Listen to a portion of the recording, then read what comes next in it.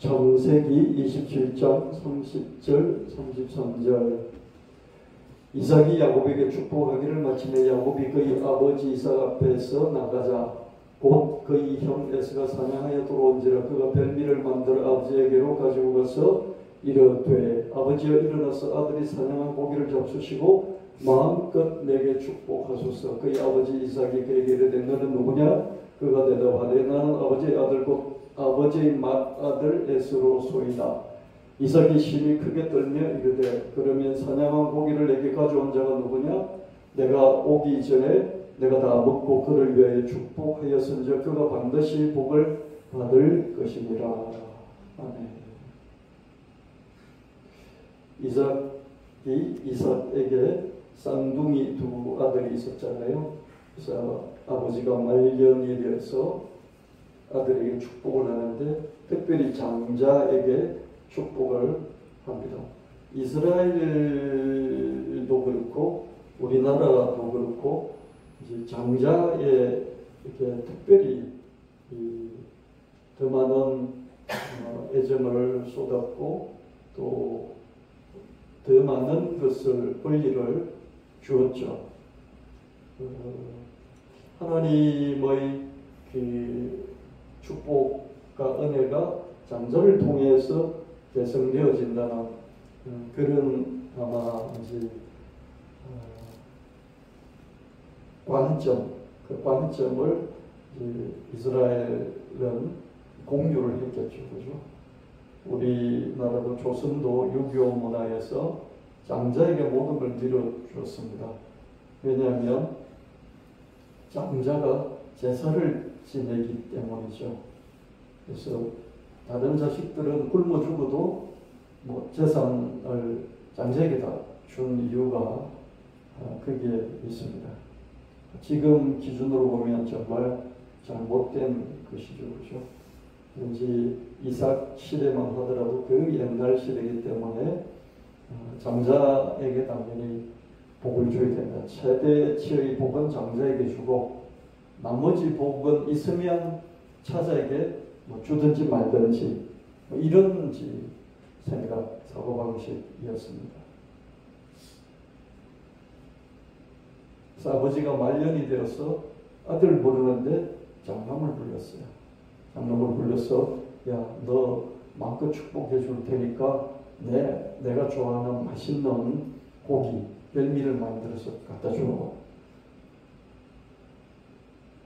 그러니까 에서는 원래 사냥꾼이었어요. 쌍둥이 형이었던 에서는 원래 사냥꾼이었죠. 즉시 나가서 사냥을 했습니다. 그 사냥을 해서 잡아와서 그걸 요리를 직접 해서 아버지에게 갖다 바치는 장면입니다. 요리를 갖다 바치면서 내가 열심히 사냥해서 사냥이 아주 잘 되어서 고기를 별미를 만들어서 제가 직접 요리해서 갖고 왔습니다. 그랬더니 아버지가 너가 누구냐? 아버지가 눈이 시력이 안 좋아요. 이렇게 해서 누군지를 구별을 못해요. 목소리로만 자 이거는 장남 목소리다, 이건 차남 목소리다 알아듣는 거예요. 누구냐 이렇게 물어보는 거예요. 애쓴데요, 장남인데요 그랬죠. 그러니까 아버지가 이상하다, 장남 아까 왔는데 와서 내가 장남이 갖다 준 별미를 다 먹었어. 그리고 마음껏 축복해 줬는데 축복해 주기 때문에 그 축복은 돌이킬 수가 없어. 이렇게 말하는 것이었어요. 이 첫째가 사냥을 성공해서 갖고 별미를 만들어서 오는 동안에 무슨 일이 있었을까요? 쌍둥이 형 에서가 아버지 이삭의 장자 축복을 받기 위해서 아버지에게 육미 요리를 해드리려고 사냥을 하러 나간 사이에 쌍둥이 동생 야곱은 어머니 리브가와 짬짬이를 했어요. 짬짬이란 말이 둘이 짜고, 그죠? 둘이 짜고 일을 벌리는 그걸 꼼수로 그러나요? 둘이 짜고 꼼수를 벌이는 이걸 짬짬이라고 그러죠. 어머니하고 둘이서 짬짬이로 염소 새끼를 2마리를 잡아가지고 요리를 만들었어요. 그래서 아버지에게 갖다 바쳤어요. 어머니 찬스를 이용했죠. 둘째가 어머니 찬스를 이용을 했습니다. 어머니 찬스는 뭡니까? 아버지가 어떻게 요리를 하면 맛있게 먹는지를 알겠죠. 그죠? 우리 염소 새끼를 잡아왔는데 요리를 잘하면 염소 냄새가 안 나고 사냥한 고기처럼 완전히 꾸밀 수 있겠죠. 그래서 갖다 바쳤어요. 속도, 집에 있는 걸 잡았고 그걸 요리해서 갖다 바쳤으니까 속도에서 아무리 애서가 사냥을 잘한다 할지라도 바깥에 나가서 잡아야 되니까 속도에서 이기죠. 그죠? 그럴 뿐만 아니라 품질에서도 앞설 수밖에 없어요. 그죠? 어머니 요리 솜씨를 동원을 했기 때문이죠. 거기다가 아버지는 시력이 약해서 형인지 동생인지 알아차리지를 못해요. 그래서 형이 입던 옷을 입히고 그리고 형은 들국숭이에요. 형은 털이 많이 납니다. 동생은 털이 없어요. 매끈매끈해요. 그래서 동생이 피부에다가 그죠? 이 짐승 털을 붙여가지고 형인 것처럼 꾸며서 아버지한테 보낸 거죠. 그래서 아버지가 야, 너 누구냐? 애써입니다. 근데 너 목소리는 애써 목소리가 아닌데 그러면서 이제 확인하려고 야곱을 잡아봤어요. 팔을 잡아보니까 들북숭이거든요. 그러니까 너 목소리는 이상한데 털이 마른 거 보니까 형이 맞네. 애써가 맞구나. 그러면서 요리를 먹고 어땠습니까? 기분이 좋으니까 마음껏 최대치로 축복을 해준 것이죠. 에서가 뛰어난 사냥 실력으로 짐승 사냥에 성공했고 곧 육미 요리를 만들 아버지를 찾았으나 야곱과 어머니의 카르텔은 뭡니까? 둘이 똘똘 뭉쳐있는 이런 걸 카르텔이라고 그러죠. 제3자가 뚫고 들이가기가 하는 거죠. 그죠? 한국 사회만큼 카르텔이 심한 조선 사회가 카르텔 사회였고요. 지금까지 한국 사회도 카르텔이잖아요. 뭔가 이렇게 뭉쳐있는데 거기를 외부인이 뚫고 들어갈 수가 없어요.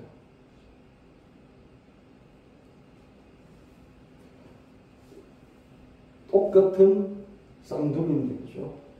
양쪽에 젖을 물리고 양쪽 팔로 이렇게 안아서 키웠던 쌍둥이인데 어머니가 동생을 더 좋아하는 거죠. 이미 끝난 게임인 거죠. 어떻게 이길 수 있겠습니까? 에서가 그죠? 독불 장군은 없다. 저는 그렇게 해석을 해봤습니다. 사회적 관계가 개인 실력을 앞서기도 한다. 그래서 여러분 젊을 때는요 실력만 좋으면 된다 이렇게 생각을 하는데요 살면 살수록 실력 가지고 안 되는 걸 알 수 있어요. 그렇죠? 실력도 좋아야 되지만은 사회적인 관계에 정말 신경을 쓰지 않을 수밖에 없죠. 우리나라는 특별히 지연, 학연, 혈연 이렇게 너무 강하잖아요. 그렇죠? 쌍둥이인데도 차별을 하는 그렇죠? 그런 사회적 관계가 가족 안에서도 작동을 하는 걸 볼 수 있습니다. 그렇죠? 그런 가정일수록 정말 힘든 거죠. 제3자는 누구 편을 들어야 되죠. 이렇게 편이 갈라져 있으니까 두 편 중 한 편을 가족인데도 선택을 해야 됩니다. 참 어렵습니다. 그래서 여러분 가정 내에는 이런 사회적 관계의 이 기울어진 차별 이런 게 없기를 바라고요. 또 한번 돌아보시고 체크해 보시고 그런 게 있나 한번 살펴보시고 있다면 의도적으로 그 균형을 잡으려고 노력을 해야 돼요. 가족 중에서 혹시 아버지가 왕따 당하고 있는 건 아닌지 어머니가 왕따 당하고 있는 건 아닌지 자식이 현명한 자식이라면 아버지 어머니 사이에 균형이 잘 맞춰져 있는지 혹시 아버지가 왕따 당하는지 혹시 어머니가 왕따 당하는지 왕따는 아닌데 약간 기울어져 있는지 이런 것들을 자식들이 잘 평가를 해서 그걸 좀 완전히 맞출 수는 없지만 그래도 좀 자기가 균형주 역할을 해주는 그런 것도 필요합니다. 현명한 자식이죠. 그죠? 부모는 자기 자식이 한 명이든 두 명이든 세 명이든지 대할 때, 그죠? 균형 잡혀서 하는 건지, 균형 잡혔는지 파악할 때는요, 이성적인 판단, 감정이 아니에요. 감정은 한쪽으로 기울게 돼 있다고요. 자기 부모라도 엄마를 더 좋아할 수 있고 아버지를 더 좋아할 수 있다고요. 감정은 어떻다고요? 한쪽으로 기울 수 있다고요. 엄마, 아버지를 똑같이 사랑할 수 없어요. 그게 어떻습니까? 이성적으로 판단해서 이 한쪽으로 기울면 안 되지. 머리로 판단하는 거예요. 자식을 볼 때도 내가 큰 애를 둘째보다 내가 더 사랑하고 있구나. 감정적으로 더 가는구나. 이러면 안 되지. 이성적인 판단을 해서 그걸 조절할 수 있어야 된다는 거죠. 그게 어렵습니다. 우리는 감정이기 때문에 감정의 쏠림이 있다고 그러죠. 그걸 이성, 머리의 판단으로 균형을 잡자는 거죠. 이런 사회적인 관계 있잖아요. 부모, 자식 간의 관계도 이렇잖아요. 그죠? 근데 회사 같은 경우는 어떻게 했어요? 더 심하겠죠. 그죠?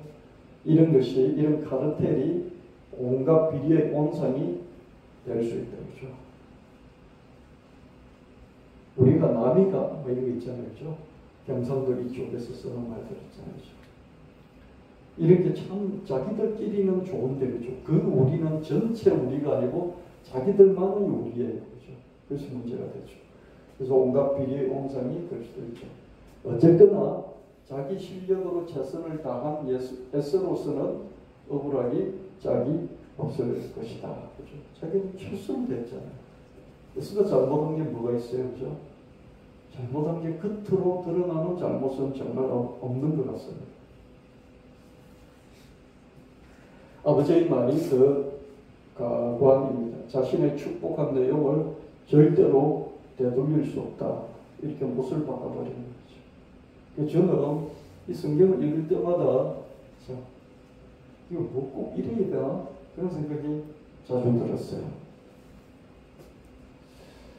창세기 27장 34절 37절 에서가 그의 아버지의 말을 듣고 소리내어 울며 아버지에게 이르되 내 아버지여 내게 축복하소서 내게도 그리하소서. 이삭이 이르되 너 아우가 와서 속여 너 복을 빼앗았도다. 속였어. 빼앗아갔다. 이렇게 아버지가 알아요.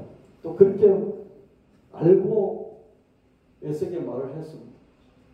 그러니까 에서가 말하기를 그 이름이 동생 이름이 야곱이라 함이 막 합당하지 아니까 그가 나를 속임이 이것이 두 번째입니다. 전에는 나의 장자의 명분을 빼앗았고 이제는 나의 복을 빼앗았습니다. 또 이르되 아버지께서 나를 위하여 빌어줄 복을 남겨두지 아니했습니까? 이삭이 에서에게 대답하여 이르되 내가 그를 너희 주로 세우고 그의 모든 형제를 내가 그에게 종으로 주었으며 곡식과 포도주를 그에게 주었으니 내 아들아 내가 너에게 무엇을 할 수 있겠느냐. 속여서 뺏어갔다고 하면서도 그걸 돌이키지 않고 그죠? 이미 한번 빌어줬기 때문에 끝. 내게 줄 거 아무것도 없어. 이렇게 말해버린 거죠. 얼마나 매정해요. 그죠? 이건 그냥 우리가 상식적으로 읽으면 말도 안 되는 그런 얘기입니다. 그래서 안타깝게 이렇게 부르짖는 이 소리들, 아버지 내게 축복하소서, 내게도 그리 해주소서, 내게 빌어줄 복을 남겨두지 않았습니까? 에서의 안타까운 그런 절규 생각해봅니다. 일전에 야곱은 사냥하다가 기진맥진한 에서에게서 장자권을 파축한 그릇에 살 수 있어요. 이전에 이 축복을 뺏어가기 전에 한참 전에 에서는 이렇게 사냥꾼이었어요. 그래서 활 어깨 메고 노를 들판 쏟아다니면서 이렇게 토끼 노루 잡고 그런 거 했어요. 그러다 보니까 온통 쏟아다니까 어떻습니까? 흙이 가져서 기진맥진할 때가 있었겠죠. 그렇죠? 그래서 이제 집을 향해서 터들터들 내려오는데 거기 딱 길목을 지키고 동생 에스가 거기서 팥죽을 끓이면서 어떻습니까? 안 그래도 배고파 죽겠는데 팥죽 냄새 폴폴 풍기는 거죠. 그래서 한 그릇 달라 그랬더니 뭐 주긴 주겠는데 그러면서 빼는 거예요. 그래서 야 빨리 줘. 왜 빼냐 그랬더니 주긴 주겠는데 형 약속 하나 해. 뭔데? 이거 한 그릇 줄 테니까 형 장자 형이 장자잖아. 그 장자를 나한테 팔아. 그랬어요. 형이 지금 내가 뭐 배고파서 죽게 생겼는데 장자 그게 그따위가 무슨 소용이냐. 야 가져가. 그러면서 팥죽 한 그릇을 먹고 그냥 뭐 장자라는 게 뭐 무슨 권리 정서가 있는 건 아니잖아요. 그냥 자기들끼리 말만 하는 거죠. 야 가져가. 그러면서 팥죽 한 그릇 먹었겠죠. 그 어린 시절에 그죠. 그런 얘기를 하면서 야야 가져가. 그런다고 그게 뭐 그렇게 못할 말이었을까 싶긴 합니다. 그죠. 그죠? 안 그렇습니까? 어릴 때 그냥 뭐 무슨 말이든지 못합니까? 그죠? 우주정복까지도 하잖아요. 그런 청소년 시절에 야 가져가 그 한마디 했어요. 근데 그게 성경에서는 그죠? 성경에서는 되게 죽을 죄를 진 것처럼 그렇게 이야기를 하죠.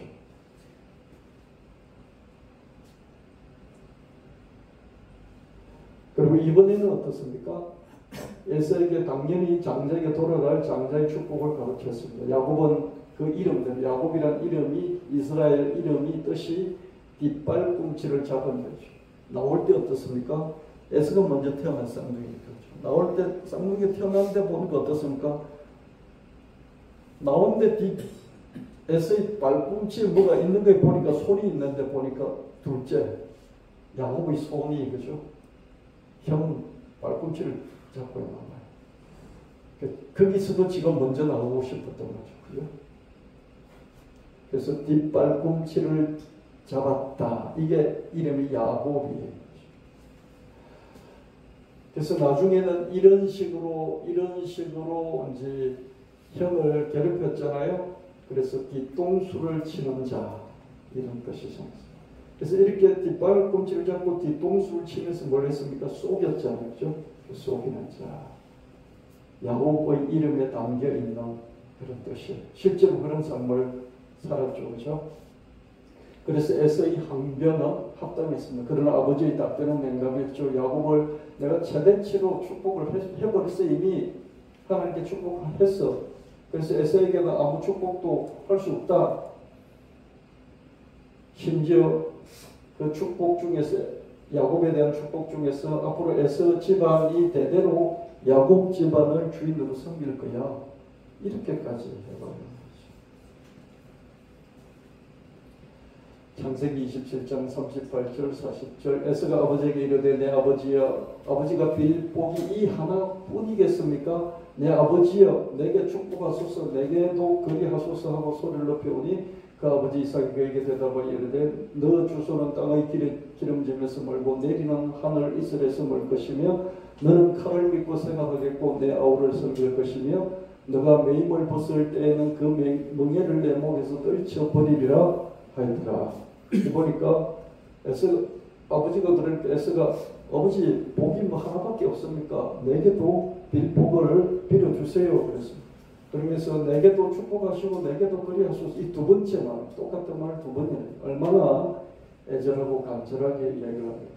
그러나 아버지는 냉담하게 너는 땅의 기름짐에서 멀고 하늘의 이슬에서 멀 것이다. 너는 농사 지으면서 살 것이 아니고 칼을 믿고 사냥하면서 살 것이고 그래서 결국 너 아우를 섬길 것이고 너가 아우를 섬기는 데서 벗어나려고 하면 너 멍에를 너 목에서 힘껏 들쳐야만이 그 종의 주인을 섬기는 삶에서 너가 벗어나게 될 것이다. 이렇게 말을 했습니다. 에서의 항변과 요구는 정당했다. 그러나 아버지는 야곱에 대한 축복을 돌이키지 않았고 에서에게는 축복이라기보다는 저주에 가까운 말을 쏟아주죠. 그죠? 이 에서에게 해준 말이 축복일 수가 있겠습니까? 뭐 너는 뭐 땅을 기름짐에서 멀고 하늘 이슬과도 상관없고 너 힘을 믿고 이렇게 사냥하면서 살 것이고 너는 너 동생을 주인처럼 섬겨야 될 것이고 너가 그 종사에서 벗어나려면 너 힘껏 애를 엄청나게 써야 될 거야. 이렇게 말하는 게 무슨 그 자식에 대한 축복이겠습니까? 저주에 가까운 말이잖아요. 그죠? 그래서 에서의 후손들은 그죠? 어떻게 했습니까? 에서의 후손들이 지금 민족으로 있겠죠. 그죠? 그 민족의 후손들은 어떻게 생각하겠습니까? 이 성경을 읽을 때 택도 없는 소리다. 성경을 다르게 해석하겠죠. 그죠? 다르게 해석하고 다르게 주장하고 이거는 야곱의 입장과 야곱 후손의 입장에서 성경을 이렇게 썼기 때문에 너희들은 하나님이 그렇다고 해석을 하고 그렇다고 너희들이 이 성경을 써서 그렇게 주장할 뿐이야. 그렇게 말하겠죠. 그죠? 그렇게 말하는 게 틀렸다 옳다. 자기들 입장에서 옳죠. 그죠? 그렇게 믿어야 자기들도 그렇게 살 거다는 얘기죠. 하나님께 저주받았다 그러면 어떻게 살 수 있겠어요. 그죠? 우리도 하나님을 믿지만 하나님은 그런 하나님이 아니다. 그렇게 해석하고 믿어야 되겠죠. 그죠? 안 그렇습니까? 누군가 여러분에게 저주를 했을지라도 어떻습니까? 하나님 그런 분 아니야. 하나님에게 복을 주셔. 그렇게 해석하고 믿어야만이 여러분이 살 수 있겠고 또 자식에게 축복이 돌아가지 않겠습니까? 그렇죠? 저는 그렇게 생각해 봤어요. 그래서 우리가 구약 성경을 읽을 때도 지나치게 국수주의적인 이스라엘 중심적인 그런 것들은 좀 희석시켜 가면서 우리가 신약적인 그런 것들도 함께 균형을 잡아서 성경을 해석하는 것도 필요하겠다. 그런 생각도 해봤습니다. 제 주장이 꼭 옳은 것은 아닙니다만 그렇게 해석하면 왜 안 될까? 그렇게도 생각을 해봤습니다. 아버지의 단순한 기도 내용이라고 하면 안 믿으면 그뿐이죠. 그렇죠? 근데 이제 이스라엘 입장에서 야곱의 입장에서 야곱의 후손의 입장에서 그러나 하나님께서 원래 하시고자 했던 하나님의 뜻을 이삭의 입을 통해서 대언한 것이야. 이렇게 말한다면 우리가 그 앞에서 이렇게 막 항의하기가 좀 그렇잖아요. 하나님이 그러시라고 하는 데 대해서 우리가 그죠? 하나님 그럴 수 있어. 막 따지면서 하나님께 항의하고 하나님과 싸우면 그 좀 그렇잖아요. 그죠? 기독교의 정통적인 그런 해석은 야곱의 아버지 이삭의 입을 통해서 하나님이 에서를 향하신 야곱을 향하신 하나님의 뜻이 그 기도를 통해서 축복을 통해서 나타난 거다. 이렇게 해석을 합니다. 그 이유가 뭐냐? 태어나기도 전에 하나님은 야곱을 형보다 조금 더 사랑하셨다. 미래를 다 아시는 하나님이 에서는 보니까 하나님을 찾고 경외하는 마음이 없어. 그런데 야곱은 하나님을 추구하는 것이 자기 삶에 대한 추구로 나타나는 것이 하나님 미래를 보기 때문에 보인 것이죠. 그래서 태어나기도 전에 야곱을 에서보다 좀 더 사랑하셨어요. 근데 실제로 야곱이 뭔가 이렇게 이전에는 장자권 축복, 하나님 축복을 받는다는 것이 곧, 그죠? 그 축복에 대한 추구, 열정, 그것이 하나님에 대한 열정으로 인정을 받았어요. 인정을 해주었다는 거죠. 그 삶에 대한, 자기 삶에 대한 그 치열한 열정, 추구. 보세요. 축복이 완전히 장자한테 다 돌아가고 차자한테 돌아오면 아무도 없죠. 그죠? 그냥 네가 종이 되라. 이 정도잖아요. 그죠? 그렇죠? 그 상태에서 뭔가 극복하려고 막 도전하는 그 삶을, 축복에 대한 그 열정을 하나님에 대한, 왜냐하면 축복은 하나님이 주신다고 그 당시에는 다 믿었기 때문에 어떻습니까? 그 축복에 대한 추구는 하나님에 대한 추구죠. 그죠? 그래서 하나님은 야곱이 그렇다는 걸 알고 그것을 볼 수 있었던 게 뭡니까? 형이 기진맥진해서 이렇게 막 집으로 이렇게 그 쓰러질 듯 해서 돌아오는 그 길목에 팥죽 냄새를 풍겨가면서 팥죽 한 그릇을 장작가다고 이렇게 바꿔치기 하잖아요. 그 사기꾼이잖아요. 사기꾼이죠. 그죠? 근데 거기서 축복에 대한 열정을 하는 것입니다. 근데 에서는 뭡니까? 타고나면서 그 축복, 장자로 인한 축복이 자기한테 있을 것인데 그걸 팥죽 한 그릇에 팔아라 그러니까 옛다 뭐 이까짓 거 그러면서 말일지언정 구두개일지언정 줘버렸잖아요. 그래서 장자의 명분을 장자권을 경홀히 가볍게 아무것도 아닌 것처럼 헌신짝 내팽개치듯이 내팽개쳤다. 그거를 야곱의 후손들 이스라엘 민족들 지금의 유대인들은 어떻게 평가한다고요? 그러니까 에서는 아니고 야곱이야 라고 평가합니다. 그 근거가 뭐라고요? 팥죽 한 그릇에 장자의 명분은 어떻습니까? 헌신장 내버리듯이 던져버린 거죠. 그죠? 그걸 이스라엘 후손들은 어떻게 성경에 써놓고 어떻습니까? 경홀히 여겼더라. 축복을 경홀히 여긴 거, 축복을 경홀히 여긴 것은 축복을 주는 하나님을 경홀히 여긴 거죠. 그죠?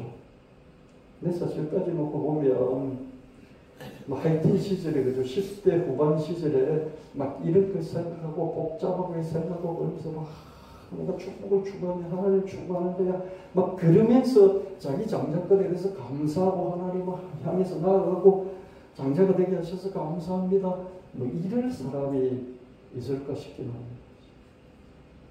지금 10대들도 재미 외에는 다른 게 관심이 없잖아요. 지금 10대 오직 축구는 뭡니까? 그냥 재미잖아요. 그래서 진지한 사람 싫어하잖아요. 진지충이라고 그러잖아요. 이 성격 유형의 T, 사고형, T가 들으면 뭐라고 그런다고요? 티발롱이라고 그런다고요. 티발롱. 일단 T가 들어가는 것 자체가 기분 나쁜 거예요. 왜냐하면 귀찮거든. 짜증나거든. 그래서 에스가 그랬다는 것을 가져간 것에서 팔아버렸다는 것을 거기다가 초점을 맞추고 그렇기 때문에 나는 거기에 대해서 성경이 그렇게 말씀하니까 우리는 그렇다고 인정하면서도 한편으로 에스의 입장에는 어떻습니까?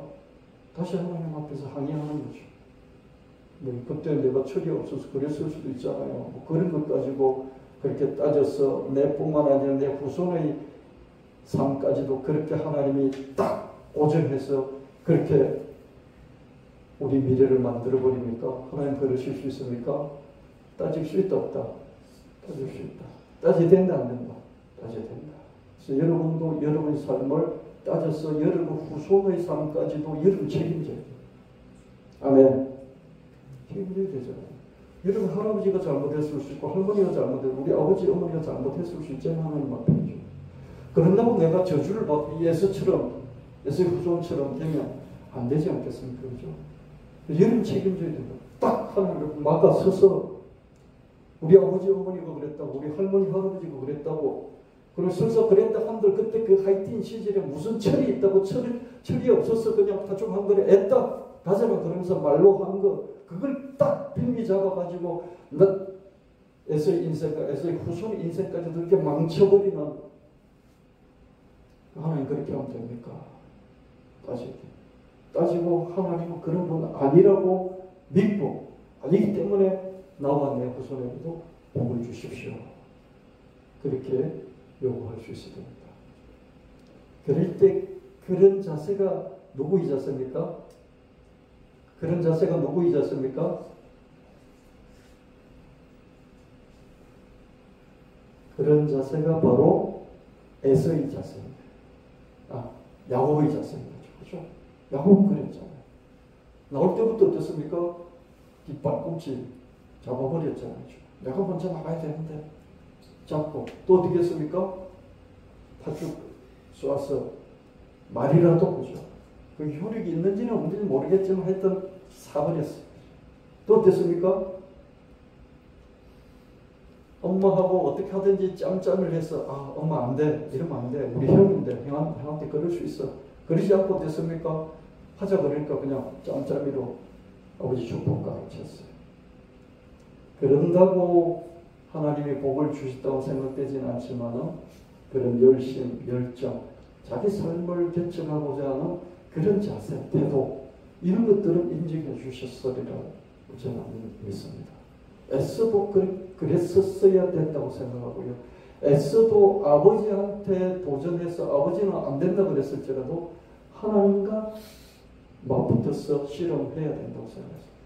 야곱이 야복강에서 하나님하고 하나님 천사하고 실험했잖아요. 그렇듯이 에서도 실험했어야 된다고 믿는 거죠. 아멘. 동생 잡아 죽일 생각하지 말고 아버지하고 실험하고 아버지하고 안 통하면 하나님하고 실험했어야 되는 거죠. 아멘. 여러분도 그렇게 하시길 바랍니다. 정해진 운명 없어요. 정해진 운명 없다고요. 하나님이 너 이렇게 할 거야. 그렇게 했다 손 치더라도 어떻습니까? 도시 하나님과 실험해서 그걸 번복시키면 되는 거예요. 아멘. 번복할 수 있어요. 정해진 운명이 없습니다. 좋은 것은 정해진 운명이 있어요. 좋은 것은 정해진 운명이 있습니다. 아멘. 근데 좋은 것을 하나님이 이렇게 하겠다, 좋은 것을 예언해 주셨다 할지라도 내가 그거 정반대의 삶을 살면 그것도 안 이루어지죠. 그죠? 그죠? 그 예언에 따라서 살아야 되겠죠. 그죠? 근데 저주를 했을지라도 어떻습니까? 저주와 맞붙어 싸워서 저주를 극복하고 저주를 축복으로 바꾸는 일을 얼마든지 할 수 있다 없다? 있다. 누가 그렇게 했다? 야곱이 그렇게 했잖아요. 야곱이. 에서는 이렇게 아버지한테 몇 번 항변하고 그러다가 안 되니까 어떻습니까? 동생 잡아 죽일 생각으로 그냥 가버렸죠. 그죠? 근데 야곱은 어땠습니까? 야곱 끝까지 했죠. 이 차이가 있습니다. 여러분, 야곱처럼 뒤통수 치고 속이고 남 뒷다리 끄는 사람이 되라는 말은 아닙니다. 아멘? 그렇지만 야곱처럼 자기의 환경과 신분을 타파하고 더 전진하려고 하는 그 열정과 태도, 그거는 가져야 된다. 아멘.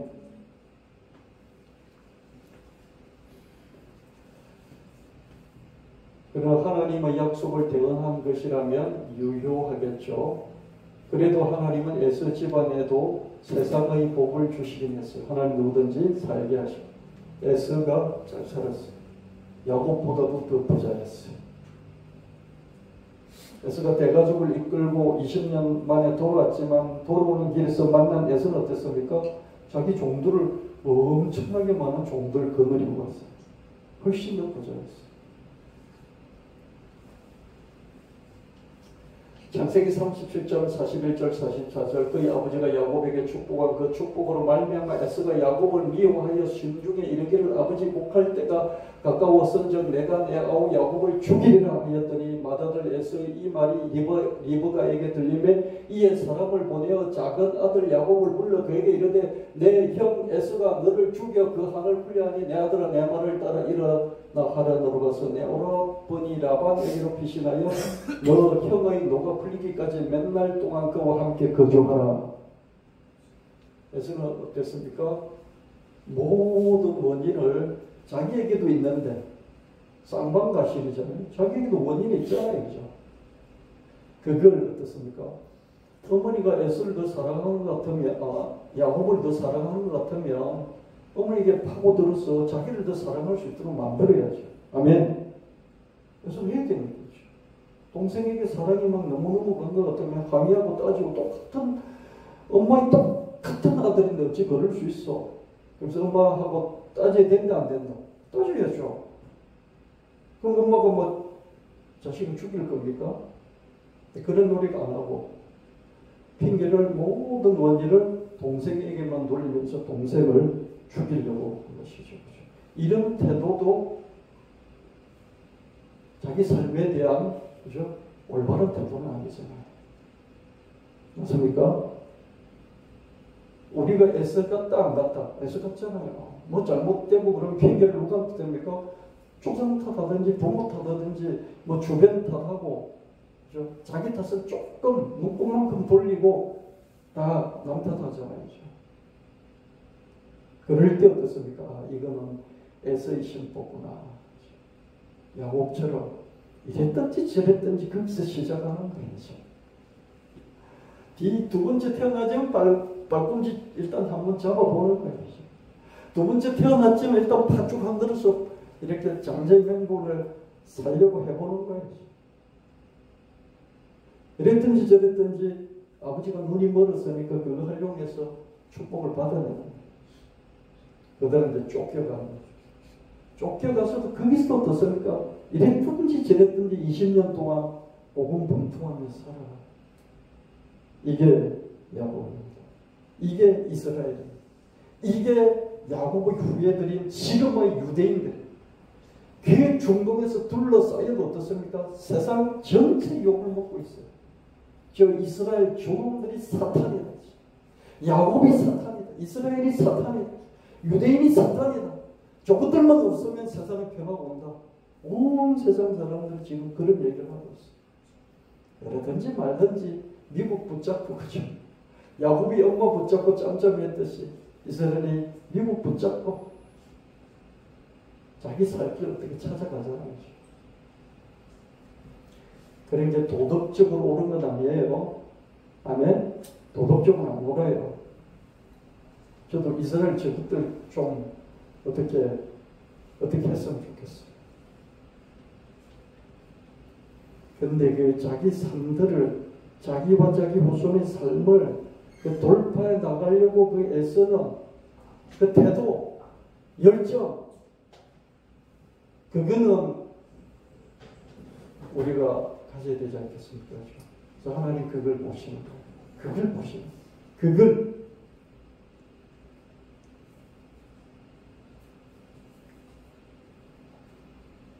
야곱이 더 도덕적으로 훌륭하고 에스는 도덕적으로 더 안 좋았다. 성경에 그런 거 없어요. 성경에 여러분 딱 따져놓고 보면 세상적으로 누가 좀 더 양심불량인 것 같습니까? 야곱이잖아요. 근데 하나님 왜 야곱을 사랑했을까요? 어떻게 하든지 환경을 극복하고 자기 신분을 극복하고 살아보려고 하거든요.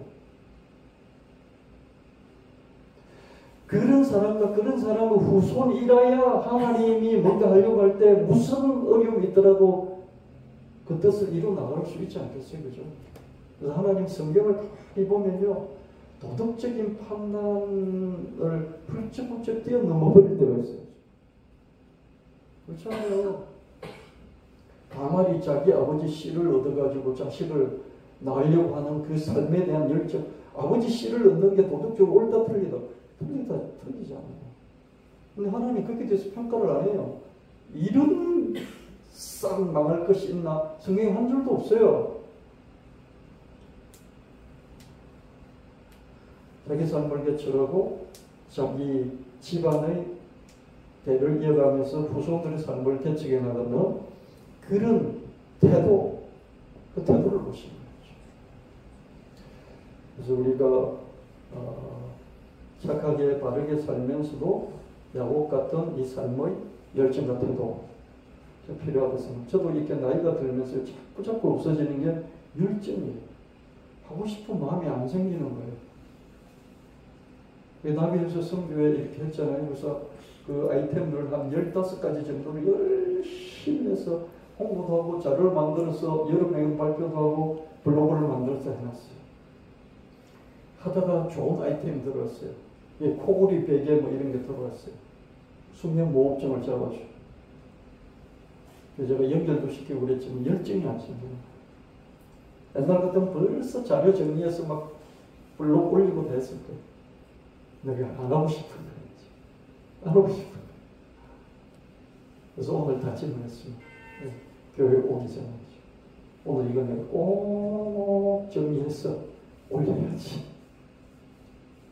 열정이 안 생기는 거예요, 여러분. 어떻게 해야 돼요? 열정이 안 생기는 자기 자신을 봐야 돼. 이 메타인지라고 그러잖아요. 야, 열정도 없이 이렇게 희망이 없이 오늘도 그냥 하루 보내고 있구나. 나를 이렇게 보면서 어떻습니까? 그러면 안 되지. 자기가 자기를 보면서 어떡합니까? 너에겐 지금 열정이 필요해. 그래서 딱 항목을 정해놓고 이거 올해 이렇게 하는 거죠. 죄송합니다. 목사가 열정이 넘쳐야 되는데요. 이게 나이가 드는 이런 것도 나이 탓도 있는 것 같기도 합니다. 그럼 나이 탓하면 그게 S고죠. 나이 탓하지 않으면 그게 야곱인 거죠. 아버지가 에서에게도 축복했더라고. 에서의 분노가 덜했을 것이다. 에서는 야곱을 죽이려고 결심했다. 에서에게 충분히 축복을 더해줄 수 있을 것인데 왜 안 했을까 생각해 보니까요. 이스라엘 후손들이 자기들 입장에서 이렇게 성경을 후대에 기록을 했기 때문에 에서에게도 축복했다 그러면 이스라엘이 에서를 공격하고 괴롭히고 정복해야 할 수 있는 그런 빌미가 성경에 없으니까 그죠. 그걸 쏙 빼버려야 되겠죠. 그죠. 그래서 에서에게는 축복을 안 해주고 오히려 저주만 돌아가고 야곱에게만 최대치 축복이 돌아갔다는 그렇게 성경을 스토리텔링을 해야 되지 않을까 그런 생각. 이런 생각이 성경에서 국수주의를 빼내는 거죠. 그죠. 국수주의를 빼내고 보편적인 입장에서 성경 해석해 보려고 하는 거죠. 그죠. 이런 게 우리에게는 필요하다 하다. 지금 많은 목사들이요, 백투더 예루살렘 그러면서 예루살렘으로 되돌아가자. 그래서 예루살렘을 다시 회복하고 또 예루살렘의 제3성전을 세우고 또 이스라엘을 회복하자. 그렇게 주장하면서 많은 성도들이 현금 모아서 그런 데 자꾸 쓰고 있어요. 미친 짓이에요. 예수님이 돌아가시고 그 이후로 성령이 오시고 성령으로 우리 마음의 성전이 세워졌어요. 아멘. 성전 필요 없어요. 성전 필요 없다고요. 내가 이 설교를 20년 했는데도 지금도 이런 성전 이야기하고 있어요. 지금도 성전이라고 하고 있다고요. 여러분 자신이 성전이고 여러분 자신이 성전인 사람들이 모여서 예배하는 이 예배 모임이 성전이다 이 말이에요. 아멘. 어디도 성전이 없어요. 어디도 성전이 없고 예루살렘에도 성전이 없고 제3성전을 세운들 건 성전이 아니고 성령이 계시는 여러분이 성전이고 여러분이 모여서 예배드리는 이 예배가 성전이 될 말이에요. 그리심 산도 아니고 이 산도 아니고 저 산도 아니고 예배할 때가 오나니 그때는 신령과 진리로 영과 진리로 하나님께 예배하는 그 현장, 그 자리, 그 모임, 그 사람 이 성전이라는 거죠. 아멘. 성전 짓겠다 그러면 돈 모금하고요. 이스라엘을 다시 나라를 굳건히 세우게 된다면 이스라엘 성족이 흔들고 목사들이 그 짓을 하고 있어요. 장로 권사들이 그 짓을 하고 있어요. 성족이 흔들고요. 예수님 이후로 성령이 오신 이후로 이스라엘은 교회로 바뀌었다고요. 아멘. 성전은 여러분 자신으로 바뀌었다고요. 성전은 여러분 자신. 이스라엘은 교회로 바뀌었습니다. 아멘. 그래서 이스라엘은 그냥 원오브된 많은 국가들 중에 한 국가, 구원받아야 될 한 국가에 이제는 불과하다고요. 아멘. 예수 그리스도 오게 만든 원초적인 그런 걸 시작점으로서 우리가 존중하고 인정해 줘야 되겠지만 지금도 옛날 구약에 있는 그 선민으로서의 민족 이스라엘, 국가 이스라엘이 아니란 말이죠. 그럼 이 설교를 제가 10년, 20년 했어요. 근데 아직도 이 개념을 여러분들이 안 가지고 안 바꾸더라고요. 얼마나 안 바꾸는지 아세요? 정말 안 바꿔요. B급 선생님한테 배웠던 게 머릿속에 딱 차 있어가지고 A급 선생님이 그걸 교체를 해줘도 머릿속에 있는 걸 절대로 안 바꾸는 거죠. 이게 인생입니다. 정말 안 바꾸고 그런 걸 이제 똥꼬집이라고 그러죠. 똥꼬집 가지고 평생 살다가 죽는 사람들이 많아요. 교회도 그렇고.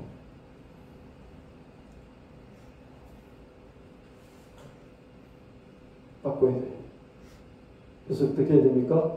성경을 구약을 읽을 때도 구약의 그 이스라엘 자기들 입장에서 이 성경을 편집하고 써내려 갔을 때 거기에 들어가 있는 자기도 모르게 하나님의 뜻이나 성령의 그 역사와 무관하게 자기들이 이렇게 보는 관점들, 국수주의적인, 자기 나라 중심적인 이런 것들을 우리 읽어내면서 그런 것들은 걷어내는 거 필요하다. 여성 신학자들이 하는 게 뭐예요? 남자들 중심으로 쓰여진 구약에서 남자들, 지나친 남자들 중심으로 쓰여진 것들을 걷어내죠. 그죠? 그렇게 해서 새롭게 읽으려고 하죠. 그게 필요하다. 필요해요. 좀 더 보편적이고 좀 더 일반적인. 우리나라도, 일본도, 다른 나라도, 저기 중동에 있는 뭐 요르단 같은 그런 나라의 사람들도 보편적으로 머리를 끄덕일 수 있도록 하는 그런 것들도 필요하다. 이런 말씀을 드립니다.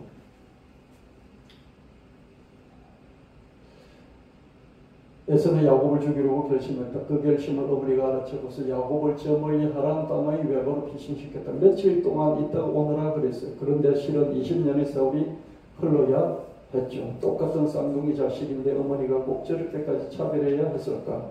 어머니 잘못도 있죠. 그죠? 여러분도 차별한다는 거예요. 차별한다고요? 45%, 55% 괜찮아요. 근데 20%, 80%, 30%, 70%는 고쳐야 돼요. 어떻게 고칩니까? 감정으로 고치는 게 아니라 이성으로 고치는 거죠. 하나님의 뜻은 하나님이 이루신다는 믿음이 필요하다. 그래야 사람들이 제 나름의 악수를 들게 됩니다. 하나님이 이루신다는 뭐예요? 하나님이 야곱을 사랑하면 하나님이 야곱을 알아서 하실 거예요. 근데 이삭은 이삭대로, 어머니는 어머니로 어떻습니까? 자꾸 술을 뜨는 거예요. 둘째가 야곱이 더 잘 됐으면 좋겠다는 이 생각을 어떻습니까? 하나님 하실 건데 하나님 하실 거라고 하나님께 맡기지도 않고 자기들이 자꾸 지 나름대로 지 생각으로 뭔가 수를 쓴다는 것이죠. 그래서 하나님이 힘드신 거예요. 자꾸 하나님 하는데 그걸 믿고 따르지 않고 그죠? 자기 나름대로 수를 너무 쓰는 거죠. 여러분 그 사극 같은 거 보시나요? 왕이 뭘 하려고 하는데 그죠? 그 신하들이 미리 알아서 막 움직이면서 자기들이 막 수를 써버리죠. 그죠? 그래서 막 뒤엉켜버리고 그런 걸 얼마든지 보잖아요. 그죠? 그런 거죠. 창세기 28장 10절 12절 야곱이 브엘세바에서 떠나 하란으로 향하여 가더니 한 곳에 이르러서 해가 진지라 거기 유숙하려고 그곳에 한 돌을 가져다 베개로 삼고 거기 누워 자더니 꿈에 본적 사닥다리가 땅 위에 서 있는데 그 꼭대기 하늘에 닿고 또 본적 하나님의 사자들이 그 위에서 오르락 내리락 하고 야곱은 행에서의 살해 위협을 피해 고향 브엘세바를 떠나서 저 멀리 하란 땅의 외가로 향했다. 브엘세바는 이스라엘 땅이고요. 하란이라는 지금 이란 쪽 이쪽이죠. 멀리 갔죠, 그죠? 날이 어두워지고 노숙해야겠다. 야곱은 얼마나 두려웠을까. 홀로 외로움 속에서 돌베개를 베고 잠을 청했다. 자다가 신기한 꿈을 꾸었다. 그 끝을 알 수 없는 사다리가 하늘로부터 땅으로 내려와 있는 게 아닌가. 사다리를 오르락 내리락 하는 천사들도 보였다. 얼마나 쫓겨서 이제 자기 혼자가 됐어요, 그죠? 아버지도 없고 어머니도 없어요. 지금 이제 노숙을 해야 되는데 혼자니까 또 얼마나 외롭겠어요. 두려움과 외로움. 이게 인간이 갖게 되는 가장 큰 그런 어려움이죠. 그죠? 그 속에서 꿈을 꾸게 되는데 신기한 꿈을 꾼 것이죠.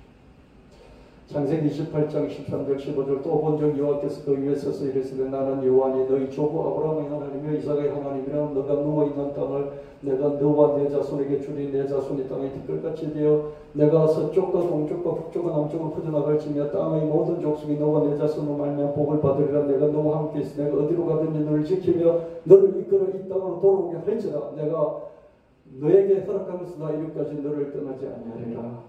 이렇게 하늘에서 땅으로 끝없이 내려져 있는 사다리뿐만 아니라 천사들이 오르락내리락 뿐만 아니라 저 꼭대기에서 뭔가 목소리가 들리는데 하나의 목소리인데 축복해 주겠다, 복을 주겠다, 이런 말씀이죠. 야곱의 꿈은 이어졌고 사다리에서 하나님 목소리가 들렸는데 야곱에게 자손도 많이 주고 땅도 많이 주고 야곱의 자손을 세상에서 축복의 통로로 삼으시겠다는 그런 약속이었습니다. 또한 언제든지 너와 함께하고 지켜주시고 이끄시겠다는 약속도 해주셨죠. 성경의 하나님은 이렇게 먼저 다가오시고 먼저 말씀을 하십니다. 하나님은 두려움과 여름에 떠는 야곱을 먼저 찾아주셨습니다. 여러분, 하나님이 찾아와 주시지 않아서 하나님 믿은 사람에서 손 들어봤어요. 찾아왔어요. 어떻게 찾았습니까? 어머니 뱃속에서부터 찾아왔고요. 어머니 품에서 어릴 때부터 성경 말씀을 들으면서 어머니를 통해서 하나님 찾아오셨어요. 제3자가 전도를 해서, 그죠? 그 제3자를 통해서 전도를 받아서 내려왔어요. 그 전도를 통해서 하나님이 여러분이 말을 것이고 전도를 통해서 하나님이 여러분 찾아오신 거예요. 하나님 늘 먼저 찾아오시고 먼저 말을 거세요. 지금 이 설교도 이 말씀도 목사 입을 통해서 여러분이 자꾸 말을 하시는, 말을 거시는, 찾아오시는 하나님 이름 야곱에게 하나님 찾아오셨어요. 창세기 28장 16절 19절 야곱이 잠이 깨어 이르되 여호와께서 과연 여기 계시거늘 내가 알지 못하였도다. 이에 두려워하여 이르되 두렵도다. 이곳이여 이것은 다름 아닌 하나님의 집이요 이는 하늘의 문이로다 하고 야곱이 아침에 일찍 일어나 베개로 삼고 돌을 가져다 기둥을 세우고 그 위에 기름 붓고 그곳 이름을 베델이라 하였더라. 꿈을 깬 후 야곱은 하나님이 거기 계신다 이 사실을 깨닫게 됐습니다. 야곱은 거기를 하나님의 집 베델이라고 이름을 지어주었습니다. 자기만 이름을 지은 것이죠. 근데 야곱이 나중에 유명해진 거 어떻게 됐습니까? 자기는 이름을 지었는데 그 이름이 실제로 지명으로 살아나게 된 것이죠. 그죠? 네. 현재와 미래에 대한 두려움 그리고 나 혼자뿐이라는 외로움은 마음과 재능을 얼어붙게 만들죠. 얼음 속에 갇힌 물고기를 상상해 보십시오. 아무리 힘을 잘하는 능력이 있을지라도 얼음 속에 갇힌 물고기는 아무것도 할 수 없습니다. 두려움과 외로움은 우리를 이렇게 얼어붙게, 마음을 얼어붙게 만들고 그리고 우리 재능을 얼어붙게 만납니다. 그래서 사람을 풍성히 받고 어머니가 함께한다, 아버지가 함께한다, 형제가 함께한다, 친구가 함께한다, 우리 주변에 교회 식구들이 나와 함께한다. 이 믿음이 있으면 어떻습니까? 두려움을 이길 수 있고 외로움을 이길 수 있고 그래서 마음이 풍성해지고 마음이 유능해지고 마음이 용기가 있게 되고 그리고 재능을 유감없이 발휘할 수 있게 되죠. 그러나 바로 그런 현장에 두려움과 외로움이 엄습하는 그런 현장에 하나님이 함께 하시고 이끌어 주신다. 아니 어디서든 하나님이 임재하시고 동행하심을 믿어야 합니다. 야곱은 하나님에 대한 생각이 전혀 없었어요. 그러다가 그 돌베개 베고 자면서 두려움과 외로움 속에서 자는 거기서 꿈에서 하나님 만났어요. 그래서 여기 하나님 계시다. 그걸 비로소 알게 된 것이죠. 근데 이 신앙이 점점 발전된 지금의 현재는 어떻습니까? 하나님이 여기 계시고 저기도 계시고 에스겔은 여호와 삼마라고 하나님이 거기 계신다. 이렇게 여호와 삼마라고 결론을 내려줍니다. 근데 예수님 오시고 나서는 임마누엘 하나님 우리와 지금 여기 현재 함께 계신다. 우리 신앙은 여기까지 발전되는 것이죠. 어디서든 하나님이 임재하시고 동행하시는 믿어야 합니다. 나와 하나님 사이를 갈라놓는 경계를 허물어야 한다는 것이죠. 하나님과 야곱 사이의 경계가 허물어졌어요. 그 이후 야곱은 두려움과 외로움을 떨쳐버릴 수 있었고 자기 일에 매진할 수 20년 동안 무슨 일이 닥치든지 돌파해냈어요. 무슨 일이 닥치든지 자기 홀몸으로 외로움 느끼지 않고 두려움 느끼지 않고 하나님이 함께 하신다는 그 믿음으로 두려움과 외로움 없이 일을 꿋꿋하게 해나갈 수 있었습니다. 그런 야곱이었기 때문에 하나님이 그 야곱의 삶의 태도와 그 정신 거기에 하나님은 야곱을 향한 뜻, 야곱과 그 후손을 향한 뜻 야곱과 이스라엘과 그 민족을 향한 예수 그리스도 오신도 그 이후까지 그 하나님 뜻을 그 야곱의 삶의 태도 위에 얹혀놓고 야곱을 도와주셨던 것을 볼 수가 있습니다. 그래서 여러분과 여러분의 자식들과 손주들의 삶까지도 여러분 책임지고 하나님 앞에 살아가야 돼요. 여러분 삶의 태도에 여러분 후손의 삶까지도 같이 함께 있는 것이죠. 아멘. 왜냐하면 하나님은 그런 사람을 통해서 니를 보니까 뭐든지 함께 할 수 있겠구나.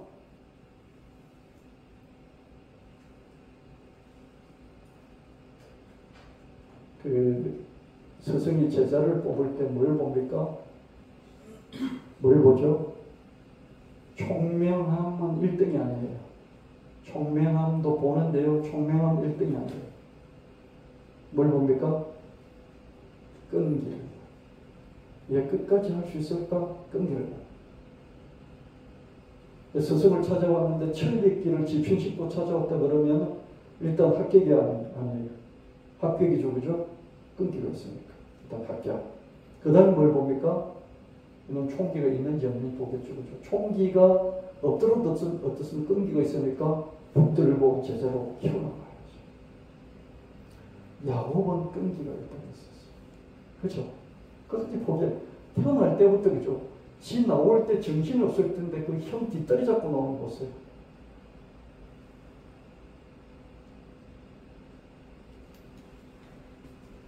그래서 우리는 뭐가 필요하냐면 나와 하나님 사이를 갈라놓은 경계. 이 경계라는 게 뭐냐면요. 혼자서 막 두려움에 떨면 어떻습니까? 두려움 떠는 건 뭐예요? 옆에 하나님이 있다고 생각하고 하나님하고 나 사이 경계가 있어서 하나님 저쪽에 있고 나는 이쪽에 있다고 믿는 거예요. 그래서 두려운 거예요. 여러분 뭐예요? 하나님 저기 있고 저 방에 있고 나는 여기 있다. 이렇게 믿으니까 그 사이에 문이 닫혀 있죠. 그죠? 그 경계가 이렇게 꺼져서 구별이 되는 거예요. 아이가 이렇게 놀고 있다가 열심히 놀다가 행복하게 장난감을 만지고 있다가 한 번씩 이렇게 고개를 들어서 보죠.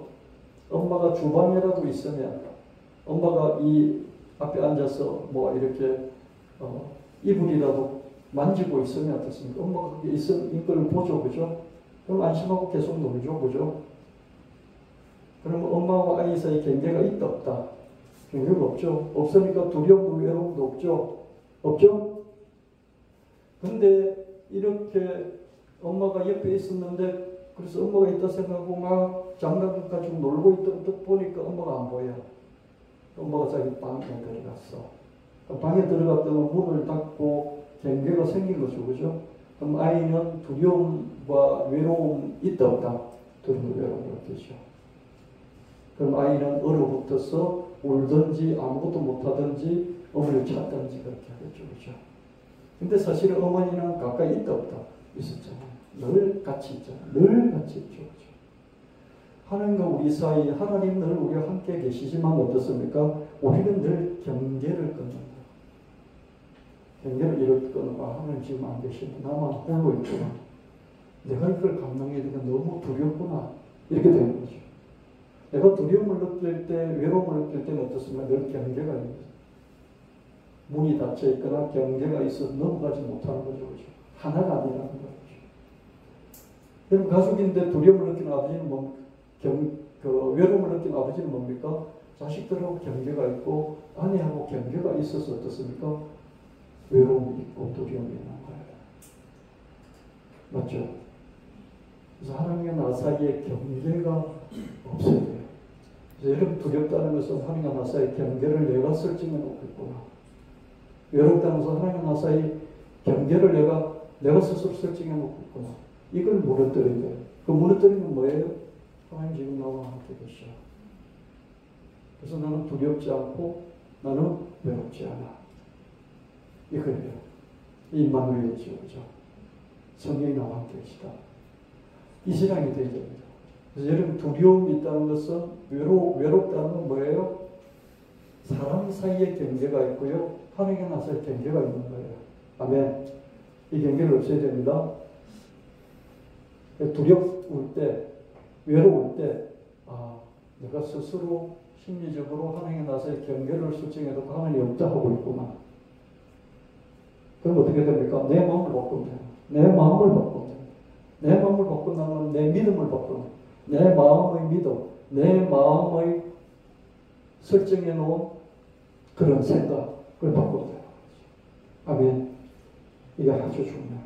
정말 중요해요. 아주 중요해요.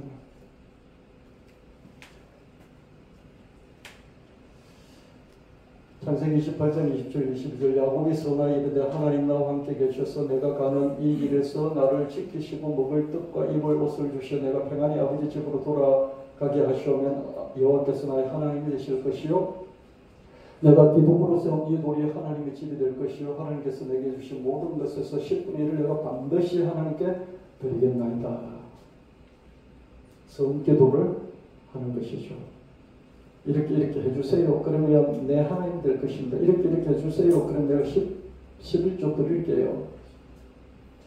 야곱의 저 성기도는 안 해도 될 사족에 불과했다. 꿈에서 하나님이 야곱에게 해주신 약속을 믿으면 될 일이죠. 자손 많이 줄게, 땅 많이 줄게, 너 자손을 통해서 천하 만민이 복을 얻게 해줄게, 내가 어디를 가든지 내가 함께 할 것이며 너를 다시 집으로 돌아오도록 끝까지 지킬게. 이렇게 꿈에서 약속을 해줬는데도 뭔 소리를 하고 있습니까? 돌아오게 해주실 수 있겠습니까? 돌아오게 해주시면 11조 드릴게요. 이러고 있었죠. 하나님 해주신 약속을 믿으면 될 것을 뭡니까? 못 믿고 그죠? 이미 하나님이 야곱의 하나님이 아니라 이삭의 하나님, 아브라함의 하나님이 아니라 자기 하나님이 됐어요, 안 됐어요? 됐는데도 안 믿고 앞으로 이렇게 해주면 내 하나님이라고 해줄게요. 그러고 있어요. 도마처럼. 내가 그 못자국 난 옆구리 구멍 난 건 내 손가락으로 후벼 파보지 않고서는 못 믿겠다. 그런데 예수님 부활하시고 나타나서 내 옆구리 구멍 난 거 후벼 파봐. 그러니까 나의 주시옵는 하나님이십니다. 그때 나의 주님이라고. 그때서야 나의 하나님이라고 고백하죠. 야곱도 이미 자기 하나님인데 자기 하나님이라고 안 믿는 거예요. 여러분도 그렇죠? 그렇잖아요. 좀 더 많이 하나님이 나에게 체험하게 하시고 좀 더 말씀을 많이 해주시고 좀 더 복을 많이 주시면 그때 비로소 11조도 드리면서 내 하나님이라고 내가 고백할게. 그러고 있는 거죠.